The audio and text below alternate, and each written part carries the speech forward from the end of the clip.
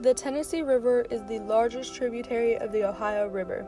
It is approximately 652 miles long and is located in the southeastern United States in the Tennessee Valley. In November of 2020 alone, the nonprofit organization called Keep the Tennessee River Beautiful collected 35,500 pounds of plastic from the river. My name is Billy Bob Joe, and I'm a fisherman around these parts. As a fisherman, I love catching and eating fish. The problem is, whenever the fish are polluted and eat garbage and I eat it, I can get sick and even get cancer later in life. It's those dang fellas that think that we're the problem, when that's not the case. It's actually them industrial fishers with their netting and junk that cause real harm to the environment, especially those people who throw their trash into my lake. Can't believe this.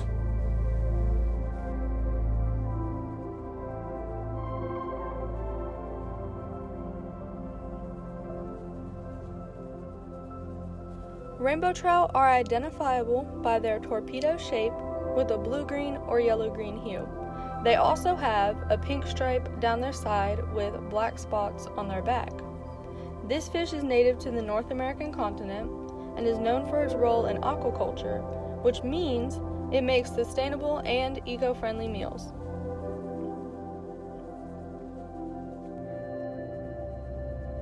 Brook trout are unique to our area because they are native to the southern Appalachian streams and are unique for their olive green color with silver-tipped fins. These fish are considered an indicator species, meaning when there is damage to an ecosystem, this species is the first to decline, making them extremely important and special to the Chattanooga area. Channel catfish are omnivore bottom feeders. They get their name from their tendrils, which look like whiskers. Bottom feeders are important because they prevent overpopulation of things like mussels or algae. However, they also consume any trash that they find posing a risk to their population, their predators, and ourselves that may eat microplastics in their bodies. Sturgeon are herbivores with a cartilaginous skeleton that are bottom feeders with a filter feeding system similar to that of whales. The Tennessee River has a unique species of sturgeon called the river sturgeon. This species can live for 150 years and be up to 8 feet long, making them essential to the ecosystem.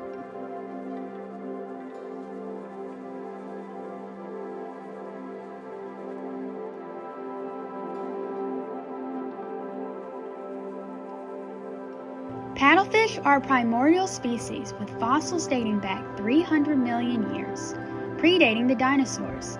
They are known for their wide mouth and paddle-like nose. This fish eats zooplankton that it can detect via electromagnetic waves in its paddle.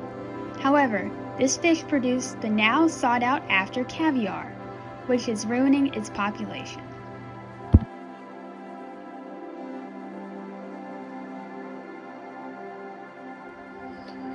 River otters are a playful species, and even though they are not fish, these mammals are known for their brown fur and inquisitive nature. Otters are known as a keystone species, which means that as top predators, they keep the entire ecosystem in balance.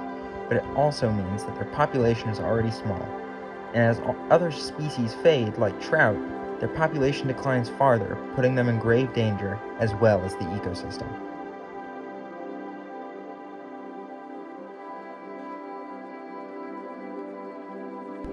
Alligator gar are a slender, toothy fish that are native to the Ohio, Mississippi, and Tennessee rivers.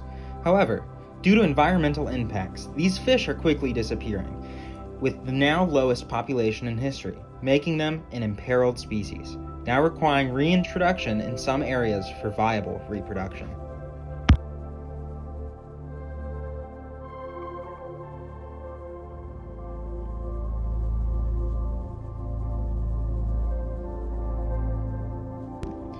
Keep the Tennessee River Beautiful is a nonprofit organization that is the nation's first Keep America Beautiful affiliate dedicated only to a river. Their purpose is to educate and encourage people to take action in order to ensure that the Tennessee River remains clean, healthy, and beautiful for future generations.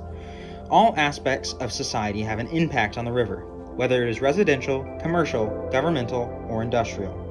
Keep the Tennessee River Beautiful works with stakeholders to guarantee the Tennessee River remains beautiful and vibrant for all to enjoy. In the year 2021, volunteers collected 147,511 pounds of trash from the river, most of the trash being aluminum cans, styrofoam cups, and glass and plastic bottles.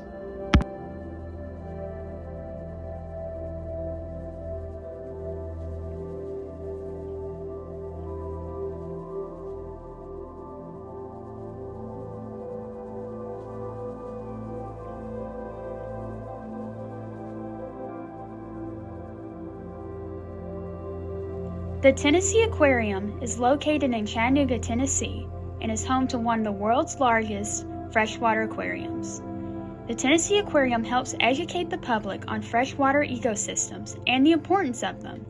There are several exhibits present discussing the dangers of microplastics. Microplastics are plastic debris that are less than 5 millimeters in length. They are not only hurting the fish, they are hurting us. Microplastics are so small, they not only enter the seafood we eat, but also can bypass even the most complex filtration systems, which allows it to enter our tap and even bottled water. The exhibit also has interactive pieces that are engaging for visitors of all ages.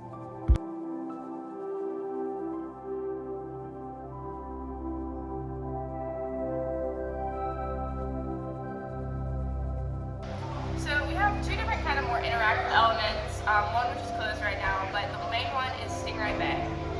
With Stingray Bay, you can reach and touch the animals, which some people can get very hands-on with that. And so they'll try to grab their tails, and they'll try to poke their eyes, and that's just really not allowed. So we do try to keep that very locked down so that we can make sure that those stingrays stay safe because they are adolescents. We want to make sure that they get to. The storage tank is currently closed, but if it were open, again, we just make sure that they don't like tug out the sturgeons and make sure that they're just kind to our sturgeons so that they live a long, happy life.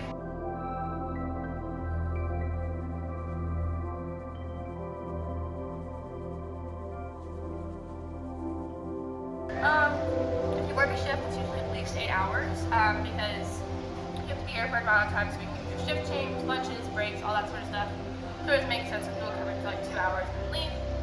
So you start your day, we start with our morning meeting, and then we go on to our posts, our first post of the day. And every hour we actually change our posts.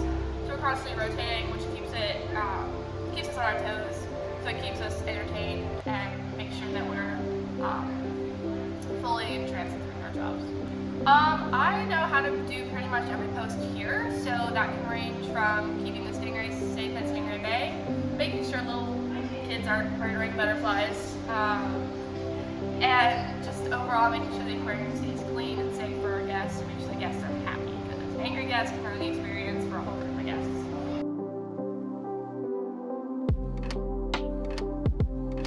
This place is to educate people, and I think when they walk away at the end of the day, yeah, it's a fun, colorful experience, but I also think that it's an educational experience, and it really pushes conservation of our wildlife and our river.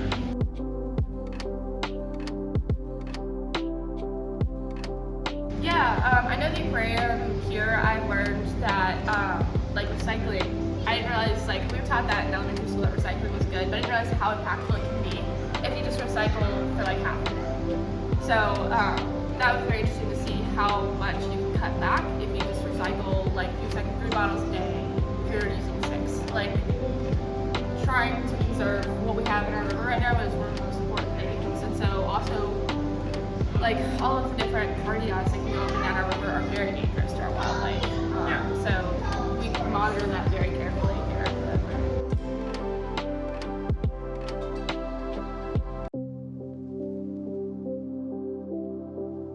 I've learned a lot. I came here not knowing much about animals. I was very surprised they actually hired me because I had little to no information about animals and conservation. But a lot of my coworkers are very, very interested in the animals we have, so I've learned a lot from them about just all the different species we have, how they interact, what animals can be together, which ones can't, what they get fed, how they interact with their environment, why they can't be in other environments. I think the weirdest fact I've learned has been the stingrays. How stingrays give birth. The baby stingray kind of comes out as like a whole person, like children that come out of humans, they're like babies. Like, this is like more than that. Like, they're almost the size of the mother they come out of. Like, it's a little crazy.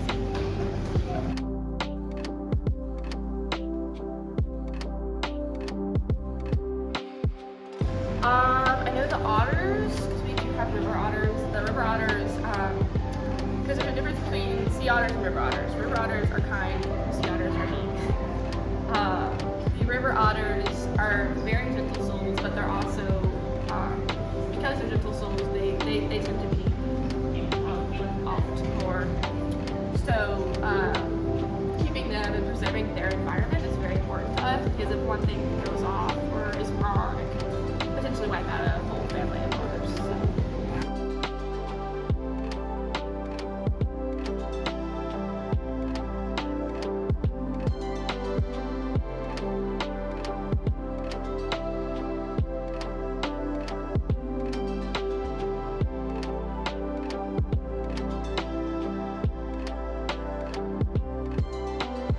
How can you help? Educate yourself and others by visiting the aquarium.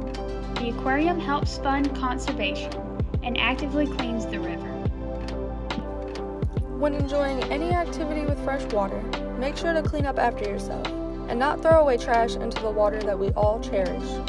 You can register to volunteer with Keeping the Tennessee River Beautiful for a river cleanup, adopt a river mile or storm drain, or you could donate to help the Tennessee River. For more information, visit www.keeptnriverbeautiful.org.